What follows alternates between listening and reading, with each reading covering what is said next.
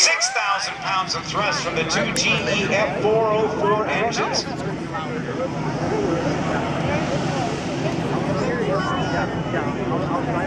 We'll see them spool up and the burners will go, and you look for the diamonds, the little diamonds in the exhaust, and that shows the shock waves of the exhaust, and that exhaust going supersonic. Not the airplane, just the exhaust.